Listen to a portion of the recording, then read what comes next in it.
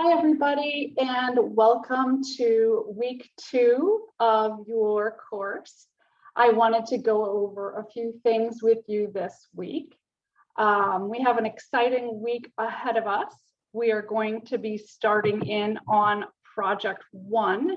I'm really looking forward to getting started on this project. We'll be diving right in with some invention work, some brainstorming in the discussion area, and you'll have the opportunity to start thinking critically about some of the habits of mind and WPAs that we talked about last week. You're going to be identifying a community for your profile and your flyer, and you'll be exploring not only the surface level of these communities, but you're going to be taking a deep dive into these communities and identifying something unique and meaningful about them that maybe people from the outside wouldn't necessarily recognize right away. So we're really going to sink our teeth into this project, and the essential work that we'll begin with will be the discussion brainstorming piece. And then we'll move on into creating a topic proposal and doing some primary research. And primary research means interviews, and there is an interview sheet that you can secure permission from the people that you interview and permission to take photos and things of that nature if you're not using online photos but are taking photos directly. So you can meet with a group in person if you're feeling comfortable with that, if you've had the vaccine or whatever your particular circumstances are, or you can find an online community in which you'll be relying on pictures that they have posted rather than taking your own. However, if you do decide on an online community, you'll still be conducting primary research and interviewing the people in that group. So I would like to take this moment here to share my screen with you.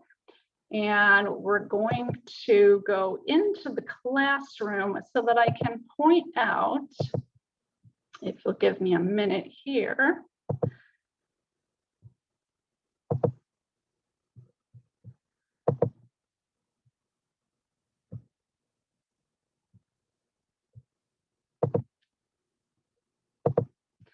Here we are in the classroom. I wanted to point out from the home page where you should go to look at and review what's required of Module 1. So you'll click on Modules.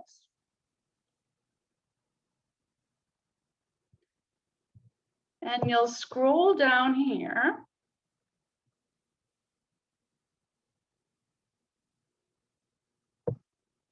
To take a look at I want a specific video here, the overview and guidelines. So in this overview and guidelines section, you'll notice that there is a presentation with some pretty specific information on how to compose your first project. And I wanted to point out that there are 10 slides that you can go through. These will be very helpful for you. Notice the first slide here has a picture. This is an example of how you would insert a picture for your multimodal design and label your picture for your multimodal design. You can include a video or a slideshow if you like. You'll just need to indicate that in your project. So as you, I'm sure, have already reviewed this, I just will point a few things out to you about the instructions here. But we're going to be working on some specific skills this week: analysis, data collection, specificity, and multimodal composing. We're going to be identifying the group's identity, You'll notice we'll be practicing the habits of mind and moving towards mastering the WPA outcomes. So we'll be putting a lot of analysis and critical thinking into our work this week. And don't worry, you'll get lots of feedback on your first draft that you'll be turning in later. And you'll know exactly where to go and how to revise for that final project. So you have two tasks, as you've probably noted. The first task is to compose the profile, and the second task is to compose the flyer. So I wanted to show you a few examples of some finished products that were done in the last class. And I'll start here with this first sample. Notice this student starts out with a catchy title here to capture the reader's attention, and then an intriguing photograph also capturing the reader's attention, and she labels her photograph.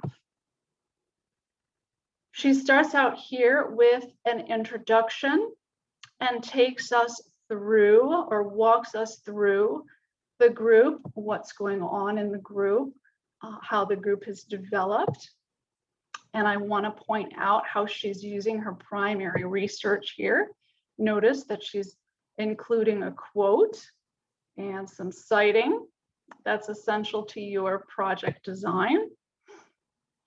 Also notice the transitions between paragraphs, in addition to is a transitional phrase. And she's diving deep into discussing this group, their features, their identity, their meaning. And she's got a text citing along the way. Here's another transitional word, moreover, as she brings us further through the profile, finally ending with some additional photos and quotation marks that are intriguing to the audience, make you want to know more, perhaps make you want to dive in. She has a lovely conclusion here that sums up what she's been talking about and ends with something poignant that makes you maybe want to join the group or get involved. She has a reference page, and then she moves on to her flyer. So notice the flyer here is bright and colorful. It includes some different fonts, and it includes pictures, important details, and how you can go to the group or get a hold of the group, including a mission statement is important. But I also want to point out how it's not too text heavy. So your flyer will be more visually centered rather than text heavy. So that's one example. I'll show you a second example here. What I like about this particular profile is that this person has a theme. So the introduction starts out with a theme: remember, honor, and support. And then as we go through the profile, notice the capital R here for the remember piece, the capital H for the honor piece, and the capital S for the support piece. So doing that provides us with a cohesive and organized profile by referring us back to the initial opening line and showing us how everything links together as we move through the profile. There are lots of good pictures here, some different use of multimodal techniques, and that makes this an attractive presentation. I also want to point out on this profile that this person is using I. Now, this is something we're trying to get away from because we're trying to create a reader-centered rather than a person-centered profile. So you won't be using the word I as you create your profile. That will help you to become more reader-centered. And I'll have more tips on reader-centered profiles later for you. And then I wanted to show you the flyer as an example. This person brings back in that theme, remember, honor, and support, into the flyer and provides essential information about this association. It's colorful, it has a lot of pictures, and captures the eye with the different, boxes and accents that they use here. So that's a really great example of what we're talking about when creating a profile. And I have one more profile I'd like to share with you today. This person starts us off with a picture and a captivating title to draw us in. And then it goes on to, of course, label the picture and tell us what the group is about. Focuses on how the group is not just a food pantry, but discusses how there was no representation of the LGBTQ+ community. So this is an example out of how somebody is using the profile of a group and discussing something unique and meaningful about this group to dive a little bit deeper into what's happening. Again, I wanted to point out the citing that this person does.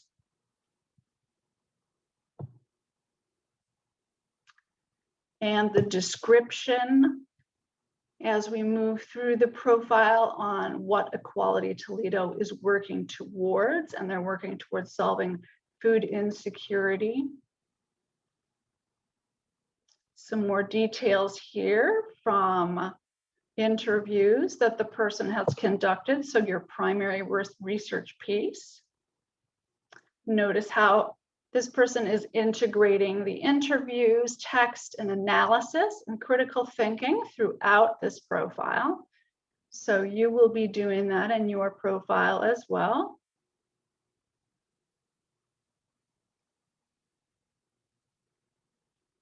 And so not only is this food pantry offering food assistance to those facing food insecurity, but they're offering scholarships for education purposes and remembrance of James Wozniak.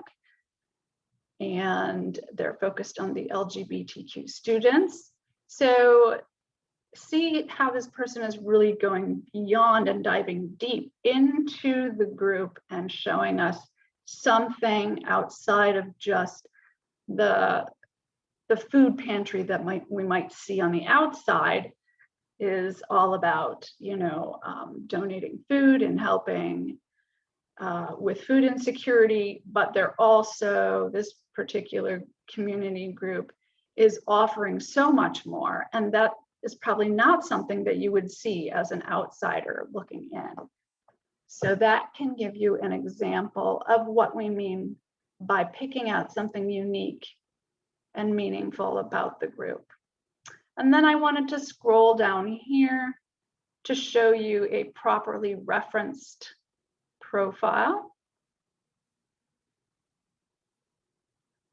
And finally, the flyer. The flyer, again, has used a multimodal approach with lots of color, different font sizes, and of course, detailing when the pantry is open, what the mission is, where it's located, and how you can get a hold of people within this pantry. So all important details. It's not text heavy, it's image heavy. And so hopefully this has given you some samples and some ideas of what we'll be looking through in the profile. And I will stop sharing now. You can go ahead and watch this video as many times as you need to sort of get an overview. Hopefully I went slow enough so that you can take a look at some of the paragraphs and the writing to see what an appropriate response is and how they put these groups together. And if you have any questions, please feel free to contact me. Or if you wanted a hard copy sample of this, I could certainly email it to you, and you could take a look at this set of profiles that I've offered you today as samples. So I hope you enjoy beginning your work on your first project and have a great week.